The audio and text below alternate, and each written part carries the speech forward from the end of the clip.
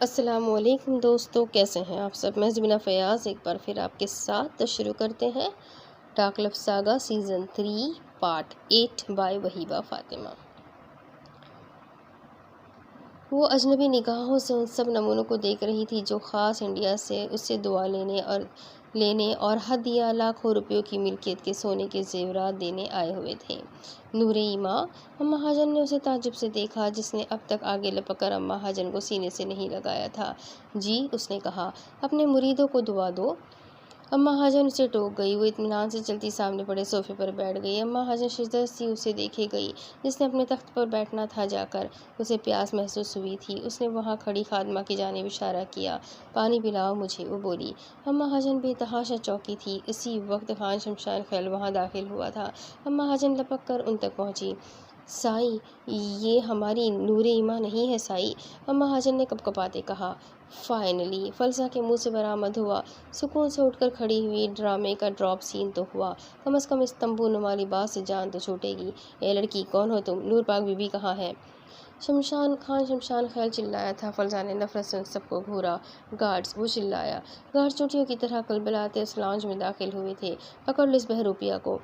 خان شمشان خیل کے چلانے پر فلسہ استہزائیہ سی ہنسی تھی۔ گارڈز اس کی جانب لپکے تھے۔ فلسہ نے بجلی کسی تیزی سے خود سے اتار کر اپنے اس تمبو نما چادر اور حجاب میں ان گارڈز کو الجھایا تھا۔ جھٹکے سے چادر کو کھینچا۔ وہ گارڈز ہوا میں بل کھاتے بہت دور دور جا کر گرے تھے۔ وہ اتنی تیزی اور مہارت سے ان سے لڑ رہی تھی کہ انڈیا سے آئے وہ لوگ بھی ادھر ادھر بھاگنے لگے تھے، کیونکہ گارڈز جھٹکوں سے ادھر ادھر پٹکے جا رہے تھے۔ خان شمشان خیل کی آنکھیں بھی حیرت سے پھیل گئی تھیں۔ شاید اس بار وہ غلط جگہ الجھ بیٹھا تھا۔ پھر خیل حویلی میں زوردار دھماکے گونجے تھے۔ دھوئیں کے مرغولے اٹھے۔ جب تک دھواں چھٹا، ایکسیکیوشرز خیل حویلی کی اینٹ سے اینٹ بجا کر اپنی امانت لے کر انہیں ٹھینگا دکھا کر یہاں سے دھول اڑاتے جا چکے تھے۔ وہ لوگ جو گارڈز کی صورت حویلی داخل ہو چکے تھے فلسہ کے اشارہ کرنے کا انتظار کرنے لگے۔ جو ہی فلسہ نے اپنی واچ میں ایک بٹن پریس کیا، ماہر خان کے اشارے پر انہوں نے وہاں چھوٹے موٹے دھماکے کیے تھے، گارڈز کو راستے سے ہٹایا۔ وہ اب فلسہ کے کہنے پر اندر تک چلے آئے تھے۔ ہوا میں آنسو گیس چھوڑتے وہ فلسہ کو لیے باہر نکلے تھے۔ گارڈز ان کے تعاقب میں رہے، مگر وہ لوگ باہر کا سارا سسٹم آریان اور مہابیر نے کنٹرول کر رکھا تھا۔ تبھی وہ ان کی بو سونگھنے والے کتوں کو ڈاج دے کر وہاں سے غائب ہو چکے تھے۔ وہ ایک کریٹیکل مریض کی کامیاب سرجری کر کے اپنے گلوز ریموو کرتا آپریشن تھیٹر سے باہر نکلا تھا۔ ڈاکٹر آنم اس کے پیچھے ہی باہر آئی تھی۔ ڈاکٹر، آپ چیک کیے رکھنا، مجھے کچھ ضروری کام ہے، میں اپنے کیبن میں ہوں۔ امن نے کہتے اپنے کیبن کی جانب قدم بڑھا دیے تھے۔ وہ دیر تک اس کے قدموں کے نشان دیکھتی رہی۔ اس رات وہ اس کی محبت، اس کا عشق دیکھ چکی تھی، جسے پہلی مرتبہ کسی کے لیے ماہی بے آب کی طرح تڑپتے دیکھا تھا۔ نہ چاہتے ہوئے بھی اس کمزور سے وجود کے لیے اس کے دل میں رشک اور جیلسی کے ابال بھی اٹھے تھے۔ وہ ایسا کرنا کب چاہتی تھی، مگر محبت میں خود پر اختیار کب ہوتا ہے۔ وہ مڑ کر واپس آپریشن تھیٹر میں گم ہو گئی۔ امن اپنے کیبن میں آیا تھا۔ وہ ارشد کے ساتھ نہ ہوتے ہوئے بھی اسی کے ساتھ تھا، مطلب اسی نے ہی ان کو مکمل طور پر پھر سے گائیڈ کیا تھا۔ اپنے لیپ ٹاپ پر وکٹری کا سائن دیکھ کر وہ پرسکون ہوا تھا۔ اپنی چیئر سے ٹیک لگا کر لیپ ٹاپ کی اسکرین اپارٹمنٹ سے کنیکٹ کی۔ اس رات وہ پوری طرح بھیگ کر نیلی پڑ گئی تھی۔ رنگیلی نے تیزی سے اس کے کپڑے تبدیل کیے تھے، تب وہ تیزی سے اندر داخل ہوا تھا اور اس رات بلا جھجک اس کی ٹریٹمنٹ کی تھی۔ اسے انجیکشن لگایا اور جب تک اس کی سانس ہموار نہیں ہوئی وہ اور رنگیلی اسی کے پاس رہے تھے۔ وہ ان 2-3 دن میں 3-4 مرتبہ خودکشی کی ناکام کوشش کر چکی تھی۔ وہ واقعی اپنے دور سے فرار چاہتی تھی۔ درد رگوں میں خون بن کر بہنے لگا تھا۔ وہ دونوں ہی تکلیف میں تھے۔ ٹھیک ہے، ساتھ رہو میرے، مگر ایک سوال، تم کو وحشت سے حفاظت کی دعا آتی ہے؟ اب بھی وہ سرد سپاٹ چہرہ لیے اپنے کمرے سے ادھر ادھر دیکھ کر نکلی تھی اور رخ سیدھا کچن کی جانب تھا۔ امن نے اپنی کن پٹیاں سہلائی اور رنگیلی کو فون ملایا، جو کہ پہلی بیل پر ریسیو کر لیا گیا۔ یس، وہ کچن میں جا رہی ہے، جاؤ دیکھو کیا کرے گی۔ امن نے اپنے لب کچلتے ہوئے کہا۔ ٹھیک ہے۔ رنگیلی نے جلدی سے فون رکھا اور اپارٹمنٹ گئی۔ وہ کچن میں داخل ہوئی تھی اور اندر جا کر سارے چولہے آن کیے مگر جلائے نہیں تھے۔ امن جان گیا تھا وہ کیا کرنا چاہتی تھی۔ رنگیلی کچن میں داخل ہوئی تھی، چولہے بند کیے اور اسے باہر گھسیٹا۔ وہ بلک بلک کر رونے لگی تھی اور احتجاج کر رہی تھی کہ اسے باہر نہیں جانا۔ امن نے لال انگارہ سرخ آنکھوں سے یہ نظارہ دیکھا۔ اگر وہ تکلیف میں تھی تو امن آریان پاشا کون سا سکھ میں تھا۔ ابھی تو خود میں ہمت مجتمع کر رہا تھا۔ اگر اس نے اپنی زندگی کو اس کے ڈر کا سامنا کروانا تھا تو خود بھی تو یہ ڈیر کرنا تھا۔ خود بھی تو اپنے ڈر کا سامنا کرنا تھا مگر اب بس ہو چکی تھی۔ تبھی ایک جھٹکے سے اپنی جگہ سے اٹھا تھا۔ تیش و اشتعال انگیزی لیے اس کا رخ سیدھا پانے اپنے اپارٹمنٹ کی جانب گیا۔ سینے پہ کب سے ہاتھ ہے اور ہٹ نہیں رہا۔ میں ہجر کاٹتا ہوں مگر کٹ نہیں رہا۔ وہ گھر لوٹا تو اب اپنے کمرے میں وہ ایک برسوں پرانی رکھی کتاب کی ورق گردانی کرتے ایک سوکھا گلاب کا پھول سبز آنکھوں کے سامنے جھلملایا تو احان ماہر خان نے پہلو میں اٹھتے درد کی انتہا کے پاس اپنے جبڑے بھیجے تھے۔ یہ کتاب احان کی نہیں تھی، یہ پھول بھی اس کا نہیں تھا، جس کا تھا اسی کے ہجر میں برسوں سلگ کر اب تو تڑپتے دل کے ساتھ جینا سیکھ ہی لیا تھا۔ اسے لگا تھا اس نے اپنی محبت کی جان اپنے ہاتھوں سے لے لی۔ وہ تو برسوں سے اس گلٹ میں جی رہا تھا۔ یہ تکلیف اسے راتوں کو سونے کب دیتی تھی مگر اب جب وہ سامنے آئی تھی تو دشمن کی بیٹی کے روپ میں، دشمن بھی وہ جس نے پورے خاندان کا شیرازہ بکھیرنے میں کوئی کسر نہیں چھوڑی تھی۔ صحیح کہا تھا ارشد نے، وہ اس سے تکلیف پہنچانے ہی تو گیا تھا مگر کیا ہوا، کس مقصد سے گیا تھا؟ دشمن کے بخیے ادھیڑنے؟ مگر وہاں داخل ہوتے ہی ارادہ اچانک کیوں بدل لیا؟ اسے برسوں میں اپنی نگاہوں کے سامنے ایسے پھر سے تکلیف پہنچا کر اسے مرتے دیکھ وہ ایک مرتبہ پھر پوری طرح بکھرا تھا۔ احان کے کہنے پہ اسے ہاسپٹل سے ملحقہ ایک سیکرٹ بلیک روم میں رکھا گیا تھا۔ دماغ پوری طرح بلینک ہو چکا تھا، جیسے سوچنے سمجھنے کی تمام صلاحیتیں منقوط ہو چکی تھی۔ وہ کوئٹہ جا کر وقتی طور پر یہ سب کچھ بھول گیا تھا مگر اب لوٹ کر نئے سرے سے تکلیف اور درد جاگ اٹھا تھا۔ وہ محض ایک جان لیوا دشمن کی بیٹی ہے جسے تڑپا تڑپا کر مارنا اس کی زندگی کا سب سے بڑا مقصد تھا، تو وہ اپنے مقصد سے، اپنے فرض سے پیچھے کیسے ہٹ سکتا تھا؟ مردہ محبت کی لاشیں اٹھا کر انہیں دل کے طاقچوں میں بند کر کے نہا خانوں میں گاڑ دینا تھا۔ اسے دشمن کے پورے خاندان سے نفرت کرنی تھی، بس نفرت۔ سوکھا پھول اسی کتاب میں بند کر کے واپس وہیں رکھ دی جہاں سے اٹھائی تھی اور وحشت بھری نگاہوں سے ایک میسج ٹائپ کیا۔ راؤ مینشن میں موت کا سا سناٹا چھایا ہوا تھا۔ سارا نے رو رو کر پورا مینشن سر پر اٹھایا ہوا تھا۔ بی پی تک شوٹ ہو چکا تھا۔ حشمت راؤ خود جلتے توے پر بیٹھا تھا مگر اساوری کا کوئی سراغ یا سرا ہاتھ نہیں لگ رہا تھا۔ ابھی وہ اپنے آدمیوں پر چیخ رہا تھا، چلا رہا تھا، جب اس کا خاص آدمی افنا و خزاں وہاں بھاگا ہوا آیا۔ بڑے صاحب، وہ چھوٹی مالکن، اس کا سانس بری طرح سے پھسلا ہوا تھا اور وہ بری طرح سے ہانپ رہا تھا۔ کیا اب بھوکو بھی کیا؟ چھوٹی مالکن مطلب اساوری کا کچھ پتہ چلا ہے کیا؟ حشمت راؤ چلایا۔ جی بڑے صاحب، وہ باہر ایک گاڑی والے ایک پیکٹ پھینک کر گئے ہیں جس پر آپ کا نام لکھا ہے۔ کون سا؟ کدھر؟ حشمت راؤ چونکا۔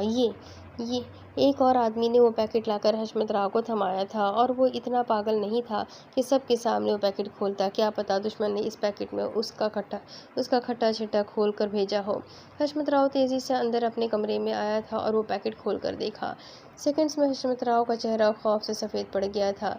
اس ساری ہلچل کی خبر بلند بخت اور سارا تک بھی پہنچی تھی، تبھی وہ ان کے پیچھے دیکھنے آئے تھے کہ اساوری کی کیا خبر آئی ہے۔ سارا تیورا کر زمین بوس ہوئی تھی۔ بلند بخت نے پھٹی پھٹی نگاہوں سے اساوری شاہ کی اس شادی کے سفید پلس ملٹی کلر والے جوڑے کو خون میں لت پت دیکھا تھا۔ حشمت راؤ اپنے سینے کو پکڑ کر وہیں بیٹھتا چلا گیا۔ بابا! بلند بخت ہوش میں آیا۔ کس کی جانب متوجہ ہوتا؟ سارا یا اپنے باپ کی جانب؟ جلدی سے فون ملا کر ایمبولینس بلوائی تھی۔ تعجب کی بات ہے، اپنے خون کے لیے اتنی تکلیف کہ حشمت راؤ جانتا وہ لوگ اسے کچھ نہیں کر سکتے یا کچھ نہیں کریں گے، مگر پھر بھی اپنی پوتی کا شادی کے جوڑے کو ہی خون میں سنے دیکھ کر دل تھام لیا تھا۔ سارا کا پھر سے بی پی شوٹ کیا تھا۔ اور حشمت راؤ کو ایک مائنر ہارٹ اٹیک آ گیا تھا۔ وہ بستر پر بیٹھی بھل بھل آنسو بہا رہی تھی۔ آج 1 ہفتہ ہو گیا تھا وہ یہاں قید تھی۔ بس ایک کیبن میں سے کھانا پہنچ رہا تھا اس تک، نہ کوئی بندہ نہ پرندہ۔ پہلے 2-4 دن تو اساوری شاہ نے بڑے حوصلے سے یہاں گزارے تھے، مگر اب ہمت جواب دینے لگی تھی۔ زبان کو زنگ لگنے لگا تھا، کوئی بات تک کرنے کو میسر نہیں تھا۔ اب تو ڈر بھی لگنے لگا تھا، اگر وہ یہیں ایڑیاں رگڑ رگڑ کر مر جائے تو کون پوچھے گا؟ کوئی بھی تو نہیں تھا یہاں۔ علیزے نے بھی جا کر واپس خبر تک نہ لی تھی۔ 1-2 مرتبہ سانس بھی اکھڑ چکا تھا، اور اس صورتحال میں 2 جسرا آتی اور اس سے CPAP لگا دیتی۔ اب پھر اس کی طبیعت خراب ہونے لگی تھی۔ 4-5 دنوں کے بعد اس کا لباس تبدیل کروایا گیا تھا۔ اب وہ سادہ سے بلیک شلوار قمیض اور دوپٹے میں تھی۔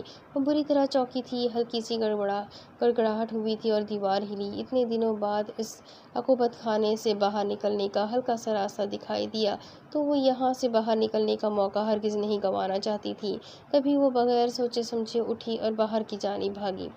اس کمرے سے نکل کر ابھی چند قدم ہی آگے بڑھی تھی جب کسی چٹان نما چیز سے ٹکرائی اور آنکھوں کے سامنے چاند تارے ناچنے لگے۔ اساوری نے اپنا سر پکڑا تھا جبکہ احان سانس روکے اسے دیکھے گیا۔ اساوری شاہ نے بحال ہوتے حواس کے ساتھ نگاہیں اٹھا کر اوپر دیکھا اور نگاہیں جھپکنا ہی بھول گئی۔ وہ دم بخود سی ان سبز پانیوں میں ڈوب کر ابھرنا نہیں چاہتی تھی۔ شاکڈ اسٹیٹ میں اپنی جگہ پر ساکت اسے دیکھے گئی۔ میں نے کچھ بھی سوچا ہوا میں وہ وقت آنے پر کر جاؤں گی۔ میں نے جو کچھ بھی سوچا ہوا میں وہ وقت آنے پر کر جاؤں گی۔ تم مجھے زہر لگتے ہو، میں کسی دن تمہیں پی کر مر جاؤں گی۔ احان کپکپاتے لرزتے گلابی لبوں سے ادا ہوا۔ وہ سیکنڈز میں نیلی پڑ گئی تھی۔ طبیعت تو پہلے ہی خراب تھی، اب بھی وہ سینے پر ہاتھ رکھے زمین پر گرتی چلی گئی تھی۔ اساوری، وہ جو نفرت کی گردان کرتا یہاں تک آیا تھا، اب زمین پر گھٹنوں کے بل جھک کر اسے بازو میں اٹھایا تھا، تیزی سے اسی روم میں لا کر بیڈ پر لٹا دیا۔ اساوری شاہ نے بے تحاشا تڑپتے بازو سے اس کی شرٹ مٹھیوں میں دبوچی تھی۔ تکلیف سے آنکھوں سے آنسو جاری ہو گئے۔ وہ مسلسل بھیگی نگاہیں احان کی نگاہوں میں گاڑے ہوئے تھی، جو چہرے پر دنیا جہاں کی بے حسی اور سنجیدگی سجائے اس کی جانب دیکھنے سے پوری طرح گریز برتنے کی کوشش کر رہا تھا۔ احان نے اس کے منہ پر آکسیجن ماسک لگانا چاہا جو اس نے دوسرے ہاتھ سے جھٹک دیا۔ احان نے غصے سے اس کی جانب دیکھا جو تڑپ بھی رہی تھی اور اس سے مدد بھی نہیں لینا چاہتی تھی۔ احان نے 1 مرتبہ پھر اس کے منہ پر آکسیجن ماسک لگانا چاہا۔ اس نے 1 مرتبہ پھر احان کا ہاتھ جھٹکنا چاہا جو کہ احان نے اپنے ایک ہاتھ سے دبوچ لیا۔ احان نے اس کے دونوں ہاتھ اپنے ایک ہاتھ میں دبوچ کر بے حال ہوتے اساوری شاہ کے منہ پر ماسک لگایا تھا۔ وہ گہرے گہرے سانس بھرنے لگی تھی۔ احان جانتا تھا رونے سے اس کی طبیعت خراب ہو جایا کرتی ہے۔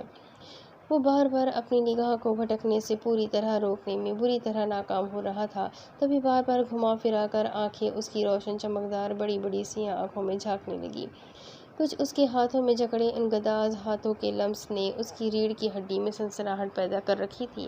اساوری بے تحاشا روتے اب خود کی حالات کے رحم و کرم پر چھوڑتی مزاحمت ترک کر گئی تھی۔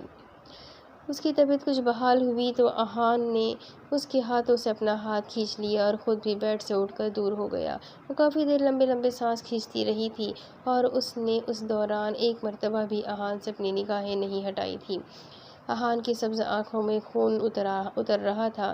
وہ جو بھی یہاں ارادے باندھ کر آیا تھا سب بھری ریت کی دیوار ثابت ہوئے تھے۔ بھلا ایک وجود کا عشق امرت بن کر جب رگوں میں خون کی صورت برسوں دوڑتا ہو، وہی عشق اب چند دنوں میں زہر کیسے بن سکتا ہے؟ اسے یہاں آنا ہی نہیں چاہیے تھا۔ ایک بار میری جان لے کر من نہیں بھرا تھا آپ کا جو دوسری بار بھی مارنا چاہتے تھے، اور جب مار ہی دیا تھا تو بچایا کیوں تھا؟ وہ بے تحاشا روتی ہاپتی ہوئی سی اپنے ستمگر سے پوچھ بیٹھی تھی۔ جانتی تھی پہلی مرتبہ اس کو احان کی گن سے نکلی ہوئی گولی نہیں لگی تھی، مگر یوں ہی اس کو اذیت دینے کو بول بھی دیا۔ ظالم شیطان حشمت راؤ کی پوتی جو تھی، کچھ تو خون کا اثر آنا ہی تھا نا۔ اور واقعی اس کی بات سن کر احان ماہر خان کے جبڑے بھیج گئے تھے۔ میری زندگی کا یہی میری زندگی کا ہی یہی ہے اساوری شاہ، تمہیں ایک دردناک موت دینا، تبھی تو لوٹ پھیر کر بار بار میرے نشانے پر آتی ہو تم۔ وہ پھنکار کر بولا تھا۔ اساوری شاہ کے رونے میں شدت آئی تھی۔ تم مار کیوں نہیں دیتے؟ وہ کرا اٹھی۔ سوچ رہا ہوں کون سی طرز کی موت دوں تمہیں جس میں زیادہ اذیت ہو۔ وہ اطمینان سے بولا تھا۔ صحیح بولتے تھے بابا، ظالم ہو تم لوگ، دہشت گرد، قاتل، مجرم۔ وہ جھٹکے سے اٹھ بیٹھی اور ماسک اتار کر پرے پھینکا۔ احان ایک ہی جست میں اس تک پہنچا تھا اور پیچھے سے اس کے بال مٹھی میں جکڑے۔ اساوری نے سسکی سی بھرتے اپنے دونوں ہاتھوں سے اس کا بازو پکڑا تھا۔ پہلی بات، اپنے اس شیطان خریز دادا کا نام آج کے بعد میرے سامنے لینے کی جرات بھی مت کرنا اساوری شاہ، نہیں تو زبان کھینچ لوں گا میں تمہاری، کیونکہ آج کے بعد ان لوگوں سے اب تمہارا کوئی تعلق نہیں رہے گا۔ اور دوسری بات، منہ سنبھال کر بات کرو، کسی سڑک چھاپ سے بات نہیں، ڈی آئی جی ماہر خان سے بات کر رہی ہو تم۔ وہ دہاڑا تھا اور اساوری شاہ بھیگی پلکوں سے اسے دیکھے گئی۔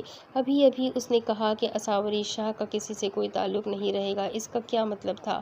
احان کی نگاہیں اس پر سے ہٹ نہیں رہی تھی۔ اساوری کی آنکھوں سے آنسو روا تھے۔ احان، مجھے جانے دے، وہ ملتجی لہجے میں بولی تھی۔ احان نے اپنے لب کچلے اور ایک جھٹکے سے اسے چھوڑ کر باہر نکلنے لگا۔ تب اساوری تڑپ کر اٹھی تھی اور اس کی جانب بھاگی۔ بے تحاشا سہم کر احان کا بازو جکڑا تھا اس نے، ایک چھوٹی سی بچی کی طرح، جیسے وہ کسی تنہا مقام پر اسے بے آسرا، بے یار و مددگار چھوڑ کر جا رہا ہو۔ احان، میں یہاں گھٹ گھٹ کر مر جاؤں گی، جانے دے مجھے خدا کے لیے۔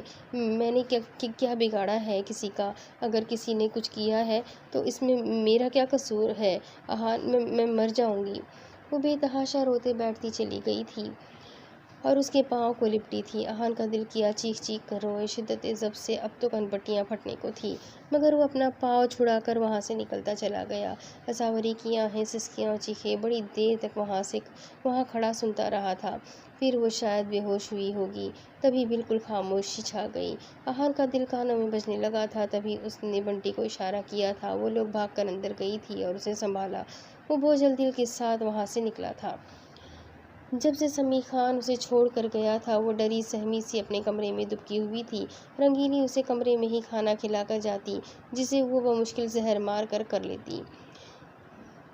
رو رو کر اب تو آنسو بھی خشک ہونے لگے تھے۔ اس عقوبت خانے سے بھاگ نکلنے کا کوئی راستہ بھی تو نظر نہیں آتا تھا۔ وہ یہاں سے بھاگ جانا چاہتی تھی یا مر جانا چاہتی تھی؟ اپنی زندگی بیکار، ناکارہ اور فالتو لگنے لگی تھی۔ وہ خود سے اپنی زندگی سے ہی بری طرح اکتا چکی تھی۔ کاش کوئی اسے اس اذیت ناک زندگی سے نجات دے دیتا۔ وہ اب بھی بیڈ پر چت لیٹی چھت کو گھور رہی تھی۔ پیلا زرد رنگ، آنکھوں کے گرد سیاہ حلقے، بے رونق بجھی سی آنکھیں، جن میں جینے کی امنگ 1% بھی نہیں رہی تھی۔ ملکچے سے کپڑوں میں وہ برسوں کی مریضہ لگتی تھی۔ جب سے سمیع خان گیا تھا، اس نے تو پڑھائی کرنے کی توفیق بھی نہیں کی تھی۔ وہ کیوں زندہ تھی اب تک؟ وہ کیوں آیا تھا اب؟ کیا پھر سے اس کی ذات کو روندنے، یا پھر سے اس کی روح کی بخیے ادھیڑنے؟ معجزہ سمیع خان کیوں ہے اس کی دسترس میں؟ میں اس درندے کے گھر میں کیوں ہوں؟ اور اگر اس نے پھر سے میرے ساتھ، ان سوالات نے پھر سے دماغ میں کھلبلی مچائی تو وہ تڑپ کر اٹھ بیٹھی۔ خشک آنکھوں میں وحشت سی تھی۔ اپنے بال مٹھیوں میں جکڑے وہ پاگلوں کی طرح ادھر ادھر دیکھ رہی تھی۔ جب نظر اسٹائلش سی بلیک رنگ سیلنگ والی چھت کے بلیک پنکھے پر پڑی، بیڈ سے نیچے اتر کر تیزی سے بیڈ شیٹ کھینچ کر چھوٹی ٹیبل بیڈ پر رکھ کر اس کے اوپر چڑھی شیٹ پنکھے پر پھینکی۔ لرزتے کانپتے ہاتھوں سے شیٹ کو باندھ کر اب وہ اس کا پھندا بنا رہی تھی، جب کمرے کے باہر سے آتی ایک دہاڑ پر اسے یوں لگا اس کی روح ویسے ہی پرواز کر جائے گی۔ وہ پوری کی پوری کانپ اٹھی تھی۔ معجزہ! وہ چلایا تھا۔ وہ اپنی زندگی کے جس بھیانک دور سے گزر رہی تھی، امن نے احتیاطاً ایک کیمرہ اس کے کمرے میں بھی لگوا دیا تھا، اور اب وہ ہاسپٹل سے آتے اس کی یہ کارروائی اپنے موبائل میں ملاحظہ کر رہا تھا۔ امن کے غصے اور طیش نے اپنی آخری حدوں کو چھوا تھا، اور وہ شاید اسی بات کا تو انتظار کر رہا تھا۔ تبھی تیزی سے اپارٹمنٹ میں داخل ہو کر اسے خلا کر پکار کر وارننگ دی تھی کہ وہ باز آ جائے۔ اب اس کا رخ اس کے کمرے کی جانب تھا۔ معجزہ نے حواس باختہ ہو کر ادھر ادھر دیکھا۔ ایک ہی کسٹمر میں ٹیبل سے نیچے اتر کر بیڈ سے نیچے اتری۔ اپنے کمرے کی جانب آتی قدموں کی دھمک سن کر وہ بے تحاشا روئی تھی، پھر تیزی سے واش روم کی جانب بھاگی۔ امن کمرے میں داخل ہوا تو اسے واش روم میں بند ہوتے دیکھا۔ امن نے تیزی سے اپنا ہاتھ بند ہوتے واش روم کے دروازے کے بیچ حائل کیا تھا۔ جب وہ اپنی طاقت لگا کر دروازہ کھول کر اس کی روبرو آیا تو معززہ کی دل خراش چیخیں اپارٹمنٹ میں گونجی تھی۔ امن نے اس کا بازو دبوچا اور اسے باہر لے کر آیا۔ کتنی کمال کی نفرت تھی اسے میری محبت سے شہزاد۔ اس نے اپنے ہاتھ جلا ڈالے مجھے اپنی لکیروں میں دیکھ کر۔ بس بہت ہو گیا معززہ امن آریان پاشا، اب بس۔ وہ دہاڑا تھا۔ امن نے اسے بازو سے دبوچ کر کمرے کے بیچوں بیچ لا کر فرش پر پھینکا تھا۔ معززہ سیکنڈز میں خوف کے مارے سفید پڑ گئی تھی، جیسے تاریخ نے خود کو دہرایا ہو۔ وہ دن وہ وقت یاد آتے برسوں پرانے زخم کے ٹانکے کھنچے اور ادھڑتے چلے گئے۔ اس دن بھی تو ایسے ہی اسے زمین پر پٹکا تھا۔ وہ جو اوندھی گری تھی کانپتی ہوئی سیدھی ہوئی۔ امن ایک گھنٹہ فرش پر ٹکا کر اس کے سامنے بیٹھا تھا، اپنی لال انگارہ آنکھیں اس کی خوفزدہ چھم چھم برستی آنکھوں میں گاڑ دی تھی۔ زیادہ شوق ہے مرنے کا؟ مجھے بولو، میں پورا کر دیتا ہوں۔ یاد ہے نا کیا حشر کیا تھا؟ بھول گئی؟ یاد کرواؤں؟ معززہ پھٹی پھٹی آنکھوں سے اسے دیکھے گئی۔ کہاں تو اس کے سامنے آنے سے بھی کترا رہا تھا اور اب یہ اس لیے مرنا چاہتی ہو کہ میں قریب نہ آؤں؟ تو سنو، تمہاری خودکشی کی ایک اور چھوٹی سی کوشش تمہیں میرے کمرے میں پہنچا دے گی، سمجھی؟ مرنا آسان لگتا ہے، بزدلی دکھانا آسان لگتا ہے؟ ہمت ہے تو سامنا کرو میرا اور خود کو مجھ سے بچا کر دکھاؤ، ڈیم اٹ! وہ چلایا۔ اور اب غم و غصے، نفرت، شدید طیش و اشتعال میں اسے گھورتی اپنے آنسو تو بھول ہی گئی تھی۔ کپکپاتے نرم و گداز لب کچھ کہنے کی چاہ میں پھڑپڑائے۔ جاؤ یہاں سے! وہ ہمت کر کے چلائی تھی۔ جاؤ، دفع ہو جاؤ! وہ ایک مرتبہ پھر چلائی تھی۔ امن اپنے مقصد میں کامیاب ہوتا ایک جھٹکے سے وہاں سے اٹھ آیا۔ دھاڑ سے اپنے کمرے میں بند ہو کر بال مٹھیوں میں جکڑتا دروازے سے ٹیک لگا زمین پر بیٹھا۔ اب اس کی چیخیں اور پورے کمرے کو تہس نہس کرنا سن رہا تھا۔ مر جاؤ تم، مر جاؤ شیطان درندے! تم مرتے کیوں نہیں؟ مجھے برباد کر کے دل نہیں بھرا تمہارا؟ اللہ کرے تم مر جاؤ، تمہیں کفن اور قبر بھی نصیب نہ ہو۔ نہیں مرتے تو مجھے مرنے دو۔ کیا بگاڑا ہے میں نے تمہارا حیوان؟ مجھے مرنے دو۔ نجات چاہتی ہوں میں تم جیسے حیوان سے، اس زندگی سے مجھے خدا کے لیے مرنے دو۔ بابا بچاؤ مجھے، بابا کدھر ہے آپ بابا؟ وہ حلق کے بل چیخ رہی تھی، چلا رہی تھی، اپنا غم و غصہ باہر نکال رہی تھی، پھوٹ پھوٹ کر رو رہی تھی، اسے کوسنے بددعائیں دے رہی تھی۔ برسوں کی بھڑاس تھی۔ امن نے اسے وہ واقعہ یاد دلایا تھا اور اپنی تمام تر جزئیات سمیت یاد دلایا تھا جسے بھولنے میں اس نے برسوں لگائے تھے۔ کتنی محبت کی تھی اس نے، خود پر زندگی تنگ کر لی تھی اس حادثے کو بھولنے میں۔ اور اس نے کیا کیا تھا؟ ایک جھٹکے میں روح پر لگے زخم پھر سے ادھیڑ دیے تھے۔ امن وحشت زدہ سا اس کی چیخیں سنے گیا۔ اس کے بعد وہ کافی دیر تک چیخ چیخ کر روتی رہی تھی، یا صرف اتنی ہی برداشت تھی کہ امن کو اس کے زمین بوس ہونے کی آواز آئی تھی۔ وہ تڑپ کر اپنی جگہ سے اٹھا تھا، تیزی سے اس کے کمرے میں آیا، وہ ہوش و خروش سے بیگانہ زمین پر پڑی تھی۔ امن ایک ہی جست میں اس تک پہنچا تھا اور آج لرزتے کانپتے ہاتھوں سے مگر بلا جھجک اس نے کمر سے اسے اٹھا کر اس کا سر اپنے سینے پر دل کے مقام پر رکھا تھا۔ امن نے اس کی نبض چیک کی تھی جو کہ ابھی نارمل تھی، سر زرد، چہرہ آنسوؤں سے تر تھا۔ امن نے نرمی سے اس کے بکھرے بالوں کو ہاتھ سے سمیٹا، انتہائی کرب سے اپنی آنکھیں سختی سے میچی۔ تیرا جسم تو نہیں ہے میری آرزو کی منزل، تیری روح تک رسائی میری روح چاہتی ہے۔ اور حسرت تو یہی ہے کہ شہادت کی آرزو ہے مگر ابھی شاید اس میں وقت ہے اور تمہیں مرنے دے نہیں سکتا۔ روح من کہ تم مر گئی تو اگلی سانس تو تمہارے اس دیوانے کو بھی نہیں آئے گی۔ امن کی سرگوشیاں درد میں ڈوبی ہوئی تھی، اسے سینے سے لگا کر پسلیوں سے سر پٹکتے دل کو ذرا سا قرار آیا تھا، مگر امن آریان پاشا کے آنسو اس کے بالوں میں جذب ہو رہے تھے۔ کاش وہ یہ درد کی ساز بھری سرگوشیاں سن پاتی تو شاید جان سے خود پر یا اس دیوانے پر کچھ ترس آ جاتا۔ وہ اس کی سچائی جاننے کی کوشش کرتی۔ تیری مرضی اے ساڈے نال دکھ ہونڑ دی، ساڈی مرضی ہے تیرے پیچھے ککھ ہونڑ دی۔ کاش میں تم سے معافی مانگ پاتا روح من، کاش تمہیں اپنا سینہ چاک کر کے دکھا پاتا کہ تم میری روح میں کتنی گہرائیوں تک اتری ہوئی ہو۔ امن نے اس کے بالوں میں ہاتھ پھیرتے ایک مرتبہ پھر پرسوز سی سرگوشی کی تھی۔ برباد تو وہ بھی تھا، کبھی آنسو تھمنے کا نام نہیں لے رہے تھے۔ امن نے آستین سے اپنے آنسو پوچھے، اسے پھولوں سے بھی زیادہ نرمی سے اٹھا کر بیڈ پر لٹایا تھا، وہاں سے ٹیبل ہٹا کر کمرے کی حالت کچھ درست کی اور اسے سکون آور انجیکشن لگا دیا تھا۔ وہ اپنا ہر کام چھوڑ چھاڑ آج یہیں صوفے پر بیٹھ کر اس کی پشت سے سر ٹکایا اور سامنے پڑا وہ کمزور سا وجود دیکھے گیا تھا۔ دوسری طرف دیا کی آنکھ کھلی تھی۔ اندھیرے میں ڈوبے کمرے میں وہ کافی دیر یوں ہی لیٹی چھت کو گھورتی رہی تھی۔ آج بابا کا برتھ ڈے تھا، وہ حویلی جانے والی تھی، پھر کیا ہوا تھا؟ یاد آتے ہی وہ جھٹکے سے اٹھ بیٹھی۔ ناکافی روشنی میں بھی وہ دیکھ سکتی تھی کہ وہ جہاں تھی نہ وہ اس کا حجرہ تھا نہ ہی حویلی کا کوئی کمرہ۔ وہ سیکنڈز میں سہمی تھی۔ ادھر ادھر دیکھا، وہ ایک سفید باریک جالی دار پردے کے پیچھے جہازی سائز گول بیڈ پر نیم دراز تھی۔ وہ بیڈ سے نیچے اترنے لگی تھی، تب کانوں میں ایک سرسراتی بھاری گمبھیرتا سے بھرپور آواز سنائی دی اور وہ آج اپنی جگہ پر جم سی گئی۔ آپ کے پاؤں بہت حسین ہیں جان من، انہیں زمین پر مت اتاریے گا، میلے ہو جائیں گے۔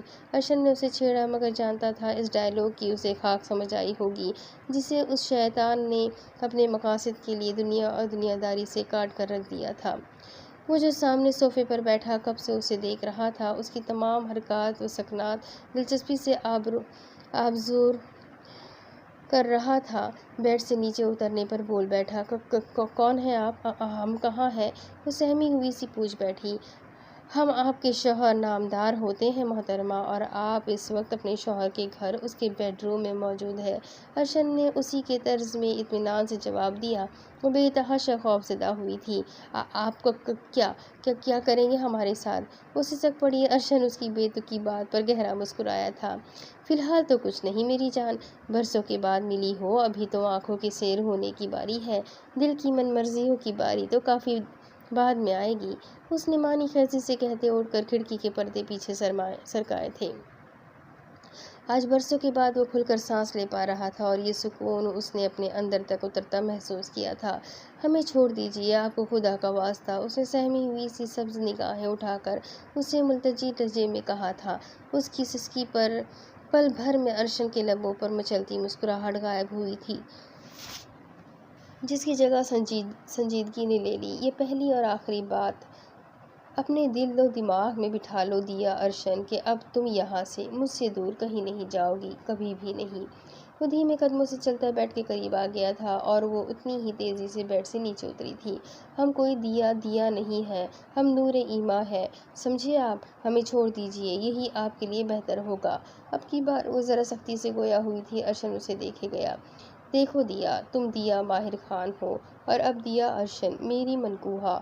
برسوں پہلے ان لوگوں نے تمہیں کڈنیپ کیا، وہ شیطان تمہیں ہم سے بہت دور لے گیا، وہ اچھے لوگ نہیں، ہمیں کچھ نہیں سننا، ہمیں نہیں پتا، ہمیں چھوڑ دیجیے آپ۔ وہ بھیگی آنکھیں لیے اسے تڑپ کر دیکھے گئی۔ ارشد نے ایک نظر اس کی جانب دیکھا اور خاموشی سے کمرے سے باہر چلا گیا۔ کمرہ آٹو لاک ہوا تھا۔ وہ روتی رہی، اسے آوازیں دیتی، پکارتی رہی، مگر ارشد باہر ڈھیڑ بنا بیٹھا رہا۔ دوسری طرف آہان پولیس اسٹیشن سے اپنی جیپ میں گھر واپس آ رہا تھا۔ دل و دماغ میں اداس سے خیال آتے انہیں عجیب پراگندہ کر رہے تھے۔ وہ اپنے خیالات میں ہی گم تھا کہ شٹ، آہان کو بریک لگانا پڑی۔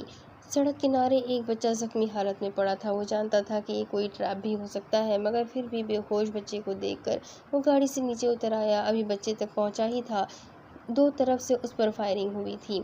وہ بجلی کسی تیزی سے گاڑی کی اوٹ میں ہوا تھا، مگر تب تک ایک گولی اس کا پہلو چیرتی دوسری جانب نکل گئی تھی۔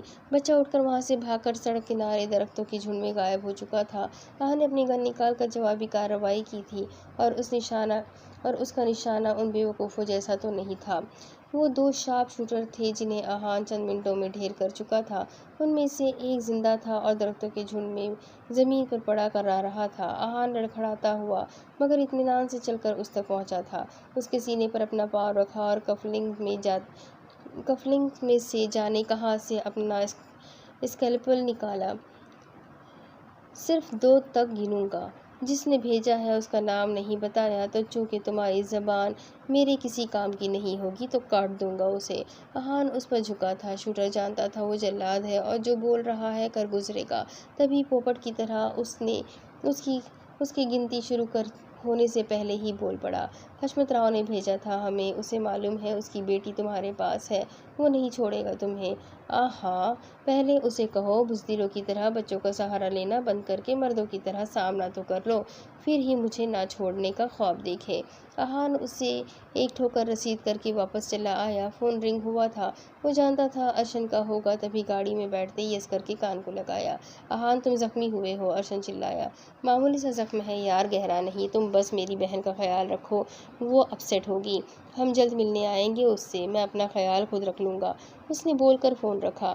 خون تیزی سے بہہ رہا تھا، وہ اب تیزی سے ڈرائیونگ کر رہا تھا۔ ہاسپٹل سے وائٹ پیلس زیادہ قریب تھا تو وہ پیلس ہی چلا آیا، کیونکہ اب اس سے ڈرائیونگ نہیں ہو پا رہی تھی۔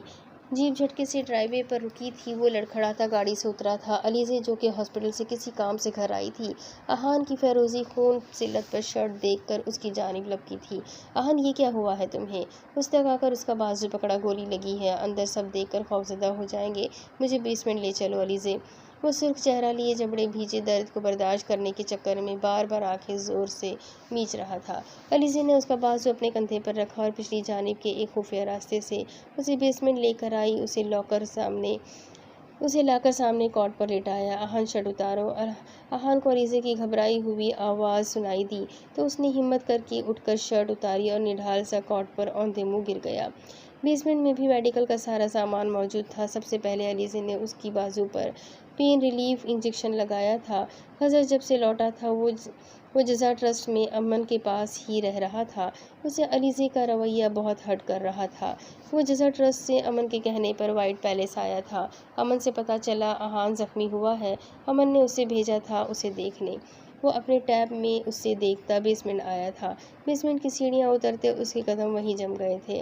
علیزے نے اس کی بنیان اوپر اٹھا کر اس کا زخم صاف کیا تھا اور اب وہ خون روکنے کی کوشش میں ہلکان ہو رہی تھی۔ یہ سب ہوا کیسے؟ احان کو علیزے کی بھیگی آواز سنائی دی۔ پریشان مت ہو علیزے، میں بالکل ٹھیک ہوں۔ احان کی نکاہت بھری آواز سنائی دی۔ بمشکل ہی خون رکا۔ اس نے اس کے زخم کانپتے ہاتھوں سے اسٹچ کیے تھے۔ احان آنکھیں موندے ضبط کیے لیٹا رہا۔ احان تم ٹھیک تو ہو؟ علیزے نے جھک کر اس کا کندھا ہلا کر اس سے پوچھا۔ ٹھیک ہوں، آرام کروں گا، تم جاؤ یہاں سے۔ علیزے میڈیکل باکس سمیٹ کر پیچھے مڑی تھی۔ سامنے اسے سیڑھیوں پر استادہ دیکھ کر پل بھر میں ہانک ہوئی تھی۔ وہ سرد سپاٹ چہرہ لیے سیڑھیوں پر کھڑا اسے ہی عجیب سی نگاہوں سے دیکھ رہا تھا۔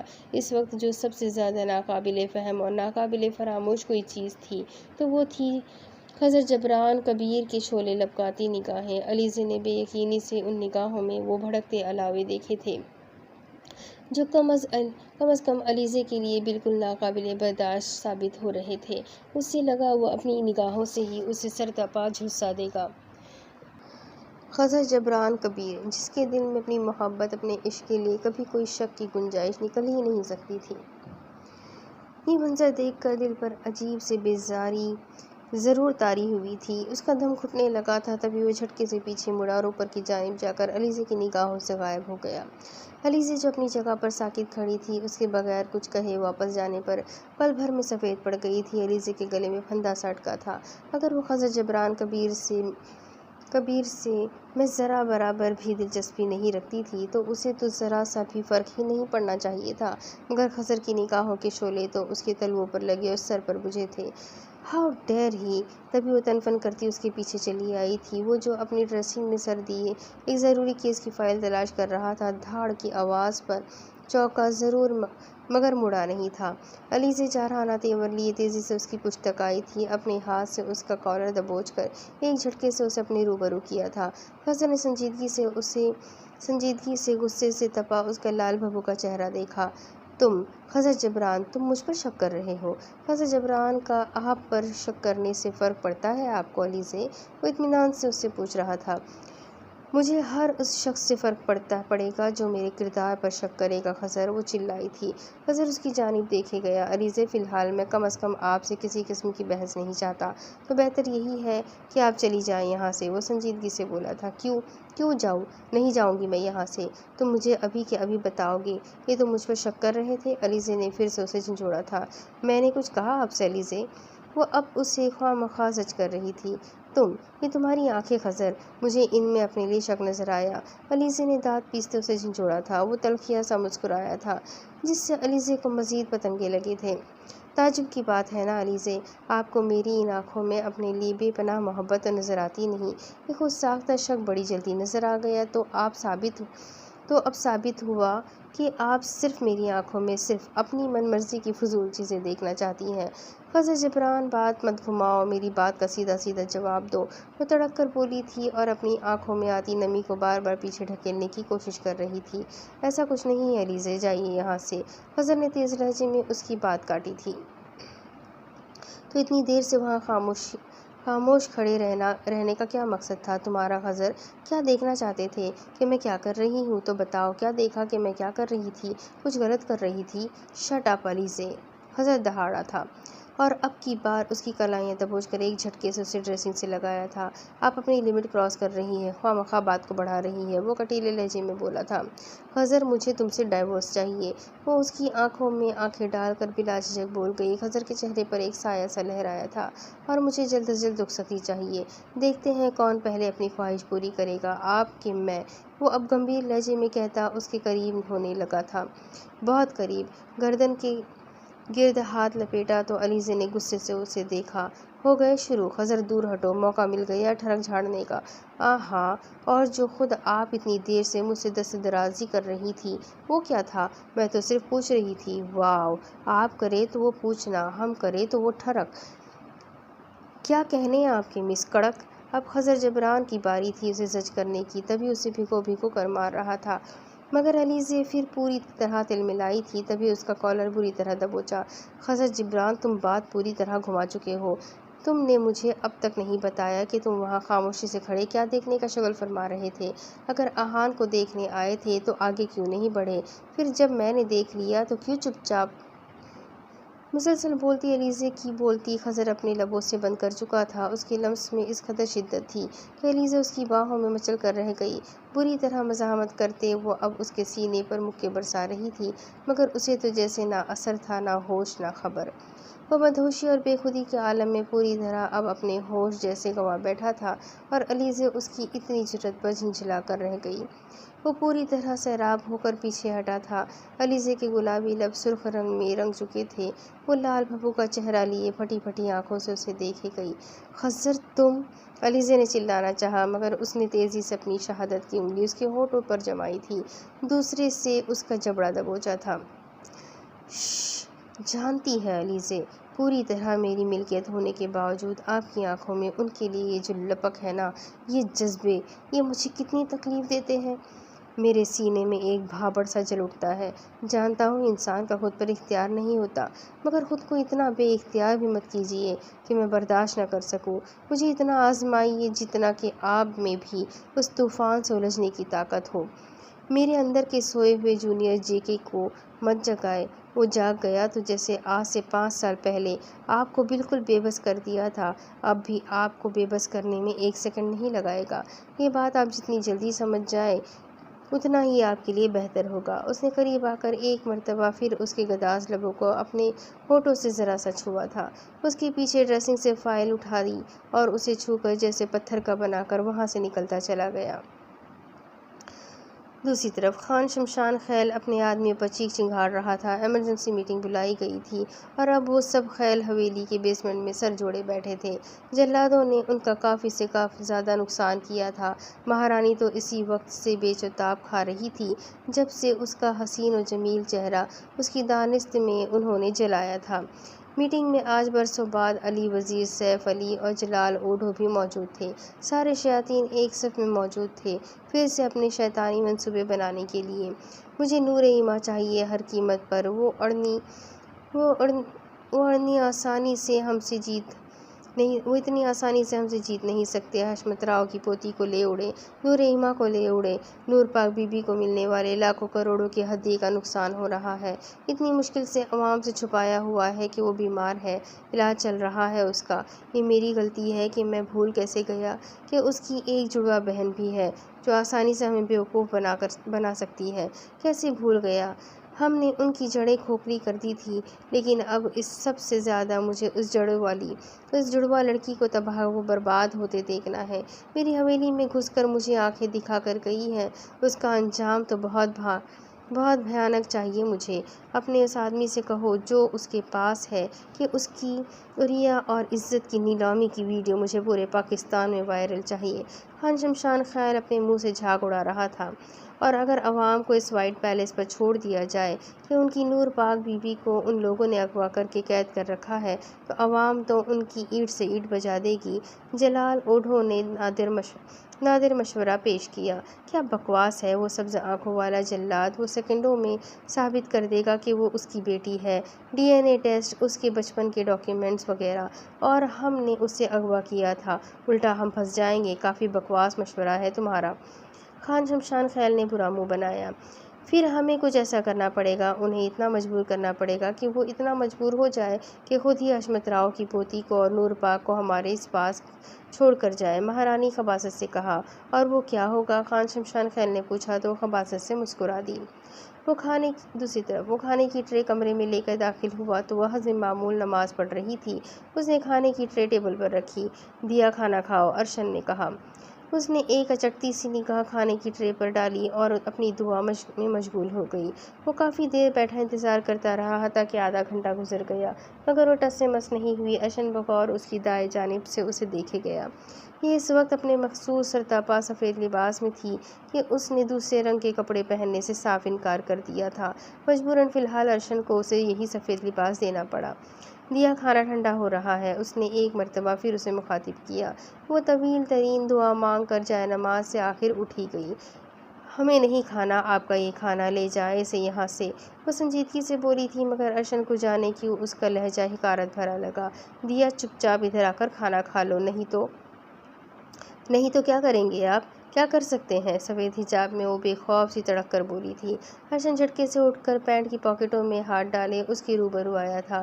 क्योंकि मैं तुम पर तमाम और भी सारे हुकूक महफूज रखता हूँ, तो जानती हो क्या कुछ कर सकता हूँ। किस हक़ की बात कर रहे हैं आप? लहजा सादा मगर चुभता हुआ सा था। हसन ने कोट की पॉकेट में से एक पेपर निकाला था। इस हक़ की बात कर रहा हूँ मैं, तुम्हारा और मेरा निकाहनामा है ये। हसन ने उसकी जानिब वो पेपर बढ़ाया जो कि उसने थामने की ज़रूरत भी महसूस नहीं की थी। बचपन का ये धोखा नामी कोई वक़्त नहीं रखता। अभी हम इसे रद्द कर दें तो इसकी हैसियत एक कागज़ के टुकड़े की से ज़्यादा नहीं रहेगी।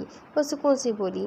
फिर तो तुम्हें इसे खोल कर ज़रूर देखना चाहिए, क्योंकि इसमें आज से 2 दिन पहले की डेट दर्ज है, जब मैं तुम्हें बड़ी शान से तुम्हारे सो कॉल्ड अम्मा बाबा की बारात निकाल कर धूमधाम से रुखसत करके लेकर आया था।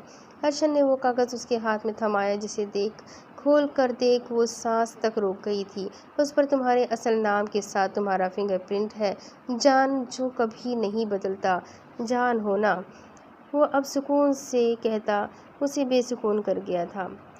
कभी कुछ भी कह लें आप, हकीकत तो बदल नहीं जाएगी ना। रहेगा तो ये बचपन का ही निकाह, जिसकी इस्लाम में क्या अहमियत है जानते हैं ना आप।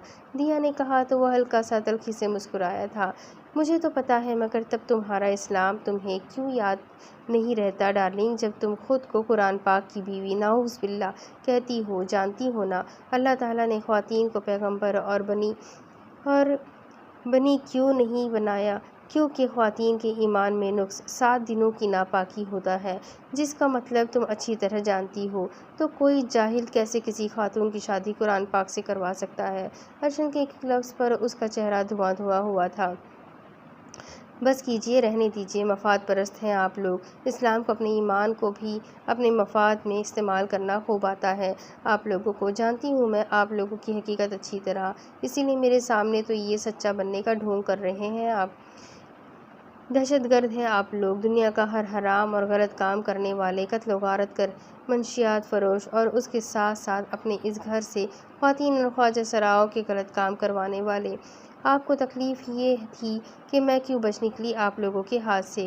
کافی نقصان ہو جاتا نا۔ آپ نے لوگوں کو آپ کے اس کاروبار میں تو لگا دی بازی، سر دھڑ کی، ہمیں اس جہنم سے غلیظ جگہ میں لانے کے لیے۔ اذیت، ملامت، تہمتیں، زخم ناصور ہو جائے تو سب چھوٹی لگتی ہے۔ وہ بے یقینی لیے پھٹی پھٹی نگاہوں سے اسے دیکھے گیا جو اس کی آنکھوں میں آنکھیں ڈال کر اتنے گھٹیا الزام لگا رہی تھی۔ کیا کہا تم نے ابھی؟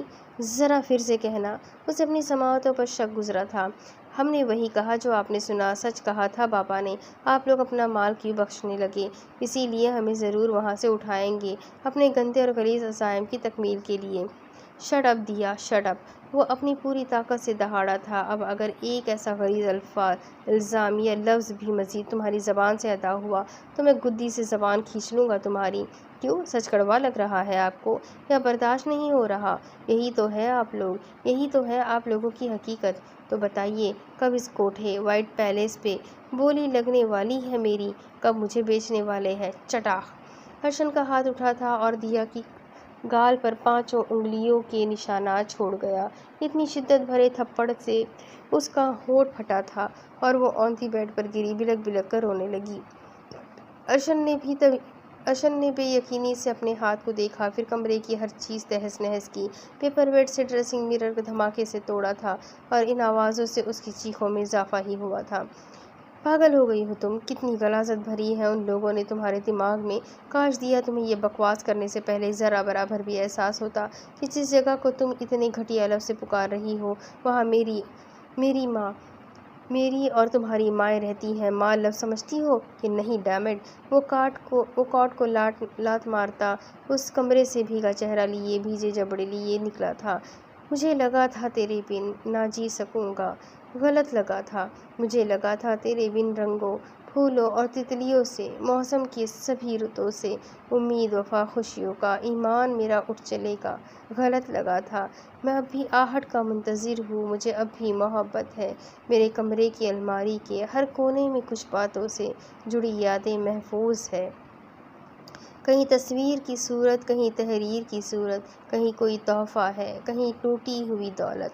میں نے سب کچھ سنبھالا ہے۔ ایک آس کی صورت میرے دل میں باقی ہے، وفا کا رنگ بھی اور خوشیوں کی تمنا بھی۔ مجھے اب بھی بھروسہ ہے، غم دنیا سے گھبرا کر یا زندگی کے شور سے بچنے کو ایک بار ہی سہی، مگر تم میرا دامن ڈھونڈو گے، میرے سینے میں چھپ کر تم سبھی پھر راز کھولو گے، مجھے تم سب بتاؤ گے، مجبوری بھی، ضرورت بھی، مجھے تم سب دکھاؤ گے، چاہت بھی، مجبوری بھی، میں اس پل مانگ لوں گا پھر۔ سکون تیرا، اڑان تیری، نصیب تیرا، پہچان تیری، تجھے پھر میں نہ ٹوکوں گا، تیرا راستہ نہ روکوں گا، محبت تجھ سے کی ہے تو تجھے قید نہ رکھوں گا، میں تجھ سے پیار کرتا ہوں، تجھے آزاد کر دوں گا۔ رات گہری ہو چکی تھی۔ امن نے آج عشاء کی نماز بھی یہیں اسی کمرے میں ادا کی تھی اور جزا امن آریان کسی کا چین، سکون اور قرار چھینے بے خبر بہت گہری نیند میں تھی۔ امن اس کے سرہانے بیٹھا، دھیرے سے ان چاکلیٹ براؤن بالوں میں ہاتھ پھیرا جو صرف اس کے شولڈرز سے 4 انچ نیچے تک ہی آتے تھے۔ سفید رنگت جن میں کبھی سرخیاں کھلی رہتی تھی اب بالکل زرد پڑ چکی تھی۔ وہ شاید اپنا بالکل خیال نہیں رکھتی تھی، تبھی اس کے بال اور اسکن بہت رف تھے۔ امن کو اپنی ہی سوچ پر ہنسی آئی، بھلا وہ اپنا خیال رکھتی ہی کیوں، کس کے لیے؟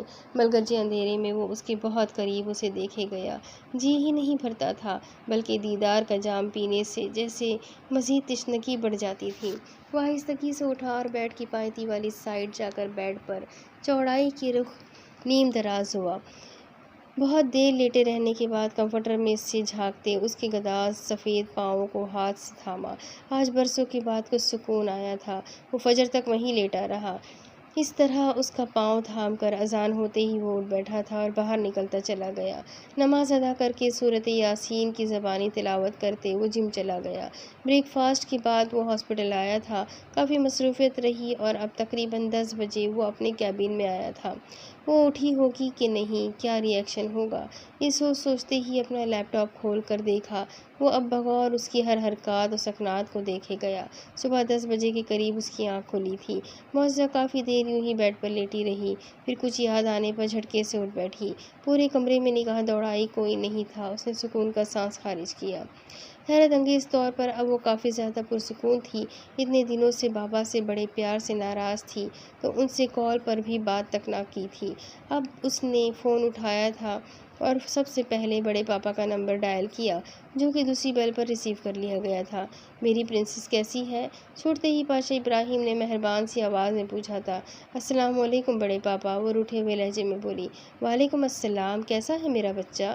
پاشا ابراہیم نے پھر لاڈ سے پوچھا۔ جیسی بھی ہو، آپ سے اس سے آپ کو کیا؟ اس نے پھر جھلے دل کے پھپولے پھوڑے۔ پاشا ابراہیم مسکرایا۔ تو میری گڑیا ناراض ہے اپنے بڑے پاپا سے؟ پاشا ابراہیم نے اسے بات کرنے کے لیے اکسایا تھا۔ میں بالکل بھی اور کبھی بھی بات نہیں کروں گی آپ سے بڑے پاپا۔ آپ مجھے یہاں کیوں لے کر آئے تھے اور اب یہاں کیوں رہنے دے رہے ہیں؟ بابا کو کیوں اپنے پاس بلا لیا؟ مجھے اکیلے یہاں کیوں چھوڑ دیا؟ مجھے آپ کے پاس اور بڑی مما کے پاس آنا ہے، آپ لوگوں کے ساتھ رہنا ہے۔ وہ سسکی تو پاشا ابراہیم نے ایک سرسی سانس بھری۔ وہ اٹکنے کے بجائے ان سے اتنی روانی سے بات کر پا رہی تھی تو یقیناً اس کا علاج شروع کر دیا گیا تھا۔ پاشا ابراہیم کو کچھ تو سکون ملا۔ ٹھیک ہے، ہم کل ملنے آئیں گے تم سے، پھر بڑی مما اور شفا مما تمہارے پاس ہی رہیں گی، ٹھیک ہے؟ مگر اس نے کچھ کہنا چاہا۔ مگر کچھ نہیں، میری پرنسس بہت بریو ہے، وہ ایک شیرنی بن کر اپنے ہر ڈر کا سامنا کرے گی۔ اگر کوئی میری پرنسس کو پریشان کرے گا تو وہ اس کو اس کی نانی یاد دلا دے گی، کرے گی نا؟ پاشا ابراہیم نے مزید اس کی ہمت بڑھائی۔ اس نے بکری کی طرح ہاں میں سر ہلا دیا۔ یس بڑے پاپا، وہ بمشکل ہی مگر بول ہی گئی۔ اوکے، پھر آج سے میری گڑیا صرف اپنی پڑھائی پر دھیان دے گی، بس اور کچھ نہیں سوچنا۔ یس بڑے پاپا، ٹھیک ہے، میں فون رکھتا ہوں۔ لیکن آپ لوگ کل آ رہے ہیں نا؟ اس نے کنفرم کرنا ضروری سمجھا۔ بالکل، پرامس میری گڑیا۔ اوکے، ٹیک کیئر بڑے پاپا، وہ بولی اور فون رکھ دیا۔ پھر کچھ سوچ کر سائیڈ درار میں سے ہینڈ فری نکال کر فون کو اٹیچ کیا، ہینڈ فری کانوں میں ٹھوسی۔ موبائل فون میں ایک خاص آڈیو فولڈر کھول کر ایک آڈیو کو آن کیا۔ وہ دوپٹہ سر پر اوڑھ کر تکیے کے ساتھ نیم دراز ہوئی سکون سے آنکھیں موند گئی تھی۔ ہینڈ فری میں سے آنے والی مسرور کن بھاری مردانہ آواز سے اسے عشق تھا۔ وہ خوبصورت اور دل پر مسرور کن سا لرزہ طاری کر دینے والی آواز اب بڑی خوبصورتی سے سورہ رحمان کی تلاوت کر رہی تھی۔ تقریباً 4 سے 5 سالوں سے اس کی ہر صبح کا آغاز یہی آواز سن کر ہو رہا تھا، تبھی اسے اس آواز کی عادت ہو گئی تھی۔ یہ تلاوت کی آواز اس کی زندگی کا ایک حصہ بن چکی تھی، بلکہ یہ کہنا درست ہوگا کہ یہ آواز اس کی روح میں بس چکی تھی۔ اس آواز میں کئی سورتوں کی تلاوت اس کے موبائل میں بابا نے جانے کہاں سے بھروا کر دی تھی۔ وہ اکثر بابا سے پوچھا کرتی تھی کہ اس کے قاری کا نام بتا دے، وہ اسے دیکھنا چاہتی ہے۔ کئی دفعہ تو وہ ان سے یہ خواہش بھی ظاہر کر چکی تھی کہ وہ اس تلاوت والے قاری کو دیکھنا چاہتی ہے، اس سے ملنا چاہتی ہے، مگر وہ خود لا علمی کا اظہار کر دیتے تھے کہ انہیں نہیں معلوم اس کا۔ معززہ کو جانے کیوں محسوس ہوتا تھا کہ انہیں معلوم ہے یا وہ محض اسے ٹال رہے ہیں۔ وہ سکون سے بیٹھی تلاوت سن رہی تھی۔ ادھر کسی نے جل بھن کر خونخوار نگاہوں سے اس ہینڈ فری کو دیکھا تھا۔ وہ کیا سن رہی ہوگی؟ امن نے پہلو بدلا۔ اس ہینڈ فری سے عجیب و غریب قسم کی رقابت سی محسوس ہوئی۔ ہلکی دستک دے کر رنگیلی اندر آئی۔ معززہ متوجہ ہوئی تھی۔ رنگیلی کے ہاتھ میں ناشتے کی ٹرے تھی۔ معززہ بیبی، ناشتہ کر لے پلیز۔ رنگیلی نے ملتجی لہجہ اختیار کیا کہ سمیع خان کے جانے کے بعد وہ اسے جتنا زج کر چکی تھی، رنگیلی کو لگا اب بھی وہ لوہے کے چنے چبوا کر پھر چند نوالے زہر مار کرے گی۔ رنگیلی کو غش پڑنے والا ہو گیا جب وہ موبائل سائیڈ پر رکھ کر فریش ہونے چلی گئی۔ رنگیلی نے سکھ کا سانس لیا۔ کچھ دیر بعد وہ بھیگا چہرہ تھپتھپاتے ہوئے رنگیلی کے پاس آئی اور صوفے پر بیٹھ کر چپ چاپ ناشتہ کرنے لگی۔ رنگیلی پر تو اس کایا پلٹ پر شادی مرگ جیسی کیفیت طاری ہونے لگی تھی، مگر عافیت اسی میں تھی کہ خاموش رہتی، سو چپ چاپ کاٹ پر بیٹھی رہی۔ رنگیلی، مجھے آج اکیڈمی جانا ہے اور اس کے بعد مس پریال کے گھر رہنا ہے، جب فون کروں گی تو لینے آ جانا، اس نے مصروف سے انداز میں کہا۔ ٹھیک ہے جزا بیبی۔ رنگیلی کا دل جھومنے کو کر رہا تھا، مگر بیبی کے منہ کے زاویے بگڑتے دیکھ ان کا سانس اٹکا۔ سنو، میرا نام معجزہ سمیع خان ہے، کوئی جزا وزا نہیں، سمجھی؟ وہ کاٹدار لہجے میں بولی۔ ناشتہ کر چکی تھی سو اب فرصت سے رنگیلی کو گھورا۔ جی معجزہ بی بی، رنگیلی نے کہا، مگر کاش کہہ پاتی کہ یہاں جو لوگ تمہیں جانتے ہیں بس ایک حوالے سے، محض جزا امن آریان پاشا کے نام سے جانتے ہیں۔ اور سنو جی بی بی، اپنے اس جانور سر سے کہنا کہ آئندہ میرے کمرے میں آنے کی اور قدم رکھنے کی ہمت بھی نہ کرے، نہیں تو منہ نوچ لوں گی میں اس کا۔ وہ سرد سپاٹ لہجے میں گر رہی تھی۔ رنگیلی کو غش پڑنے والا ہو گیا جبکہ اس کی اس گوہر افشانی پر وہ لیپ ٹاپ میں اسے دیکھتا آج برسوں بعد مسکرایا تھا، یعنی کہ ذات دی کو ٹکر لیتے شیطراں نو چبھے۔ سوری، میری پنجابی اچھی نہیں ہے، I'm so sorry۔ میں تیار ہو جاؤں پھر چلتے ہیں، معجزہ کہتے ہوئے اٹھی اور اپنا دوپٹہ اتار کر سائیڈ پر رکھا۔ امن نے فوراً ادھر لیپ ٹاپ شٹ ڈاؤن کیا تھا۔ ابھی نگاہوں کو کسی قسم کی گستاخی کی اجازت کب دے سکتا تھا؟ ہلکی سی مسکان لبوں سے جدا نہیں ہو رہی تھی اور اسی دشمن جاں کے بارے میں مسلسل سوچے گیا جس کی خوشبو اسے اپنی روح میں بسی محسوس ہوتی تھی۔ وہ براؤن کلر کا سادہ سا سوٹ پہنے تیار ہو کر دوپٹہ حجاب اسٹائل میں لیے ہاسپٹل کے ملکہ اکیڈمی میں کافی دنوں بعد آئی تھی اور میڈم فریال سے اچھی خاصی ڈانٹ بھی کھائی۔ اس نے پوری کوشش کی تھی اپنی پڑھائی پر فوکس کر کے میڈم فریال کی شکایت دور کرنے کے لیے۔ معزز میرے ساتھ جانا ہے، کئی مرتبہ کا پوچھا سوال انہوں نے آج پھر دہرایا۔ وہ کافی عرصے سے اس سے اپنے ساتھ اپنے کمرے میں جانے کا کہتی تھی اور یہ آفر وہ کافی عرصے سے اپنی بزدلی کی وجہ سے ٹھکرا رہی تھی، مگر آج اسے اس بات میں سر ہلاتے دیکھ میڈم فریال نے کھڑکی کے اس پار ماسک لگائے کھڑے امن آریان پاشا کو اوکے کا سگنل دیا۔ وہ سر ہلا کر اطمینان سے اپنے کیبن میں چلا گیا۔ اب مس فریال جانتی تھی کہ انہیں آگے کیا کرنا ہے۔ وہ اسے اپنے ساتھ لے گئی۔ کافی دیر تو وہ پڑھائی میں سر کھپا رہی تھی، پھر جب اس کے جانے کا وقت ہوا تو مس فریال اس کی جانب متوجہ ہوئی تھی۔ معجزہ جی مس، وہ پین سے اپنا سر رب کرتی مصروف سے انداز میں بولی، مجھے ایک فیور چاہیے تھی تم سے۔ مس فریال کی بات پر اس نے حیرت سے سر اٹھا کر ان کی جانب دیکھا۔ جی مس کہیے۔ وہ تذبذب کا شکار لگ رہی تھی۔ دیکھو، تم اس کے بعد سے اپارٹمنٹ میں فری ہی ہوتی ہو، میری اس کے بعد ڈیوٹی ٹین ایج گرلز جو 12 سے 13 سال کے درمیان ان کی تعلیم و تربیت اور دیکھ بھال کی ہوتی ہے۔ میں اس وقت تک بہت تھک جاتی ہوں، تو کیا تم میری ہیلپر کے طور پر میری مدد کیا کرو گی؟ مس فریال نے جس لہجے میں اس سے پوچھا تھا تو وہ دم ساتھ گئی۔ معجزے کا بھیڑ بھاڑ میں جانے کا سوچ کر ہی دم نکلنے لگا، لیکن مس وہ بری طرح گھبرائی۔ کوئی نہیں ہوگا، بس چھوٹی چھوٹی بچیاں ہی تو ہوں گی، بالکل تمہارے جیسی، انہوں نے پھر آز بھری آواز میں کہا۔ ٹھیک ہے مس، وہ مریل سی آواز سے بولی تو مس فریال آسودگی سے مسکرائی۔ یہ آج کا ان کا دیا گیا دن کا دوسرا ٹاسک مکمل ہوا تھا اور معجزہ امن آریان پاشا کا نارمل ہونے کی جانب دوسرا قدم کہ وہ لوگوں کے درمیان جائے گی تب ہی ٹھیک ہو پائے گی۔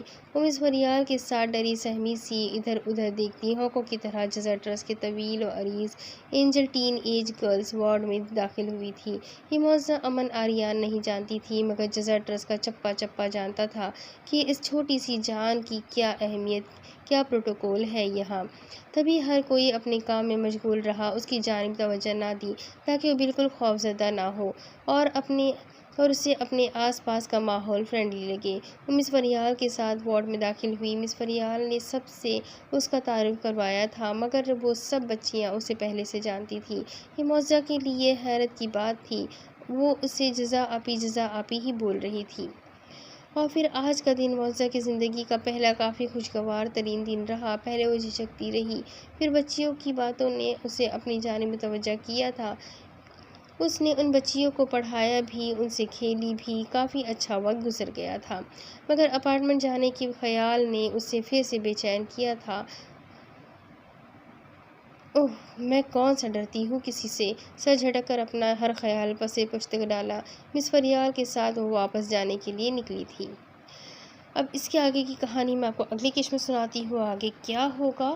جب تک کے لیے چینل کو سبسکرائب کر لیں، بیل آئکن کو ضرور دبا دیں اور اگر اسٹوری پسند آ رہی ہے تو شیئر کرنا بالکل بھی نہ بھولیں۔ ساتھ ہی ساتھ کمنٹ کر کے ضرور بتائیں کہ آپ کو کہانی کیسی لگ رہی ہے۔ تو ملتے ہیں اگلی قسط میں، تب تک کے لیے اپنا بہت سارا خیال رکھیے گا اور مجھے دعاؤں میں یاد رکھیے گا۔ اللہ حافظ۔